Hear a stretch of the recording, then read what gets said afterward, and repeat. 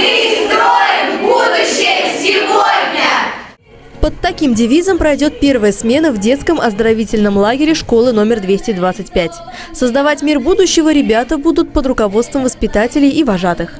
Причем последние утверждают, что они агенты, которые прибыли в Заречный прямиком из 3099 года, чтобы помочь детям построить завтрашний день. Но выглядят гости из будущего как сегодняшние старшеклассники. Молодым вожатым уже удалось найти общий язык со своими воспитанниками.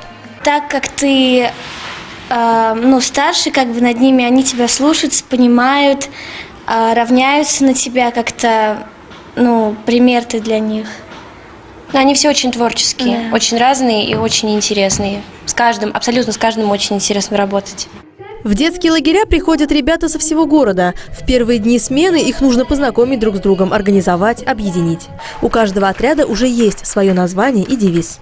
Дельфин всегда плывет вперед и никогда не отстает. А почему дельфин? Мы все проголосовали, большая часть проголосовала за дельфина. Так что можно не сомневаться, город будущего будут строить на демократических принципах. Но чтобы спроектировать день грядущий, нужно изучить настоящее. Этим и займутся ребята во время первой смены. Каждый отряд получил задание – как можно ближе познакомиться с определенным объектом Заречного. Каждый отряд представит свой проект. Условно говорим, да? Проект, поскольку мы все-таки достаточно маленький для проектной деятельности, но тем не менее, некий проект своего видения этого объекта и города в целом через, допустим, 20 лет. На то, чтобы придумать свой город будущего, у ребят есть почти месяц.